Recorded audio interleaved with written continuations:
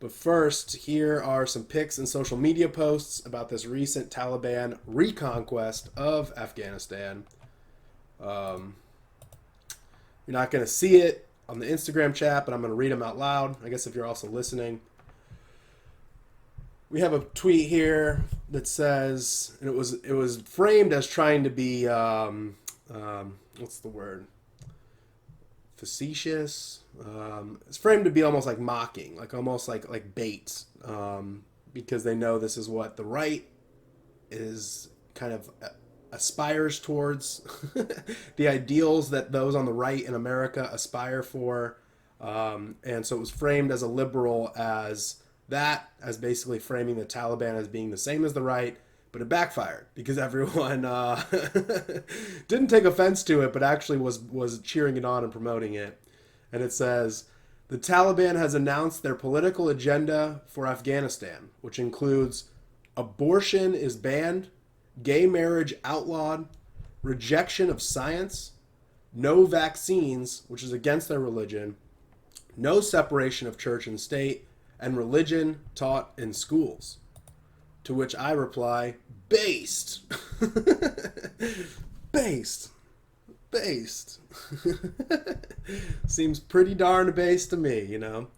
The end of murdering babies in the womb, the end of promoted sodomy and unbiblical unions, the end of nonsense theories and unprovable ideas that question God's existence and his creation, no dangerous mystery chemical cocktails created with the help of aborted fetus cells that genetically alter people's genes, no state interference in the practice of people's religions, and schools finally being used to bring young people closer to their creator and away from the false idols of this earth and the false prophets of this earth that our children are forced to learn about, listen to, admire, and even worship. And we will be getting into the fact that this religion and religious law that they are seeking to spread and impose is not quite the true belief in and worship of the one true God, more next week. And I guess also here a bit in a few moments. But these, Christless, Messiahless folks, God worshipers, again, who worship God, but not quite truly, they don't have a true spiritual connection to him yet, still seem to be seeking to overcome evil and defeat the great Satan. And anyone who's seeking to defeat the great Satan is pretty based. Regardless of how flawed their attempts may be or how lacking they are spiritually, they are still fighting to overcome evil, and that should be appreciated and applauded. And so this next one is a Nick Fuentes Telegram post and a Roosh V Telegram response post to it. Nick Fuentes writes on Telegram, the Taliban is a conservative religious force.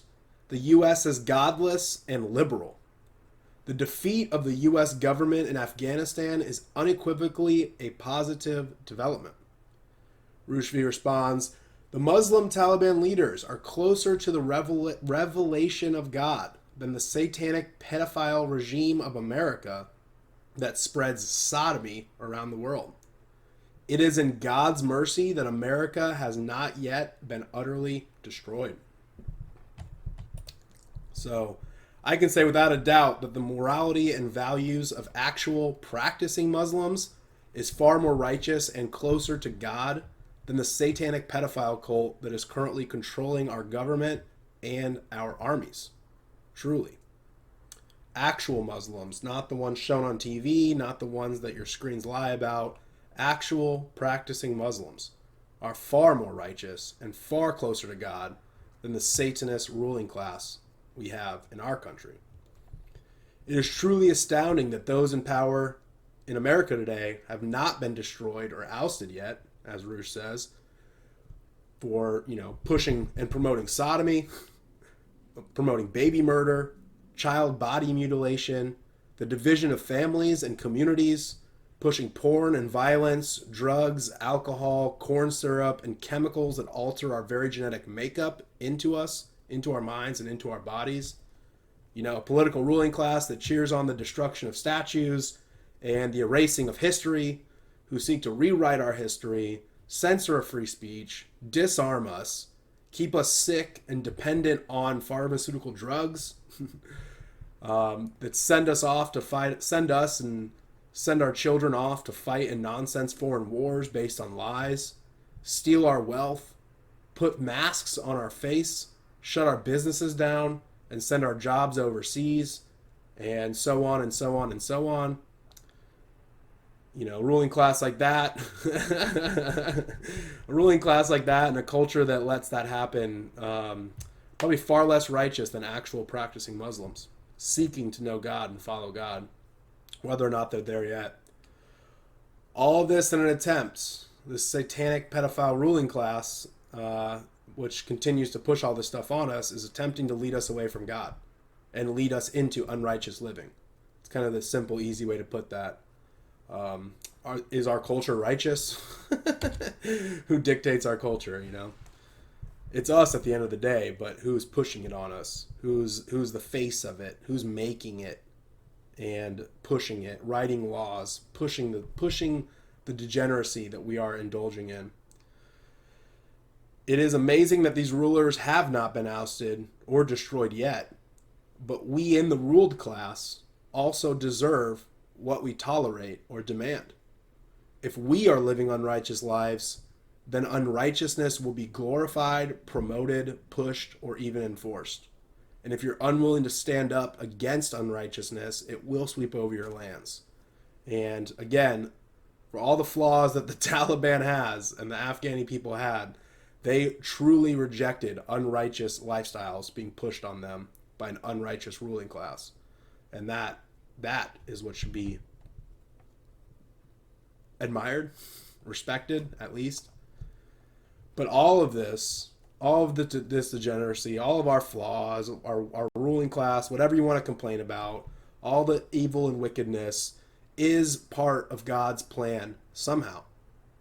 And those of us seeking God and seeking his right ways must continue to walk faithfully into the destiny that awaits us in the currently crumbling, ungodly empire we live in today. We were put here, you and I, right now, you listening, me speaking, we all were put here in this time and in this place, in these lives, in this current timeline, for a reason. And we all have a part to play in the masterpiece that is unfolding. We all have a part to play, a significant, meaningful part to play in the masterpiece unfolding around us. We all have a piece of the puzzle. We all are a piece of the puzzle in God's masterpiece. And yeah, another one here, Ben Burb, 93. Coleman of Aguirre, at Coleman of Guare. The Afghan war was a struggle between different values. On one side, you had deranged fanatics who forced women to cover their faces and locked them in homes, chopped off kids' body parts, and placed dissidents in solitary confinement. But the Taliban were no angels either. And if we hold mirrors up, you know, you'll see who we really are and what we were really doing over there. Again, the Taliban armies are probably not the greatest, most righteous folks out there. They probably aren't. But they are clearly seeking to reject the same evils and wickedness that has swept over our lands. They are seeking to reject the tyranny and horrors being promoted in our homeland by satanic forces currently facing little to no actual resistance. The Taliban were no angels either. You know, they actually want their boys to become men and fathers, their girls to become wives and mothers and women. They don't want poisons ingested or injected into their bodies, and they don't want the lies of Satan taught to their children, especially by force. They seem to have a violence problem, right? I mean, that's going to be the criticism, right? Look at how violent they are. They seem to have a violence problem. You know, at least what we're shown on our screens by our controllers, by our rulers. And they are, as of now, lacking a genuine spiritual connection to the Creator. but they seem to be seeking what is right, and they seem to be trying to obey God, the one and true God. So again, next week we'll talk about that a little more. Their lack of spiritual connection through Christ to God. But at the end of the day, they do seem to be seeking to know God and obey Him. And that alone should be respected. Blackbeard summer. So white boy summer is coming to a close, but Blackbeard fall sure seems to be coming in hot. Owen Benjamin on Gab, I believe this was on Gab, writes, I'm telling you guys, the best hashtag white boy summer award goes to the Taliban, who banned homosexuality, banned heroin production, banned COVID vaccines, free U.S. tax-paid weapons, theocratic rule, and the whole time they kept their Twitter account. Legends. Hashtag goals. The Taliban are on Twitter, but Trump isn't. The Taliban is on Twitter, but Trump is not. Blackbeard summer, y'all.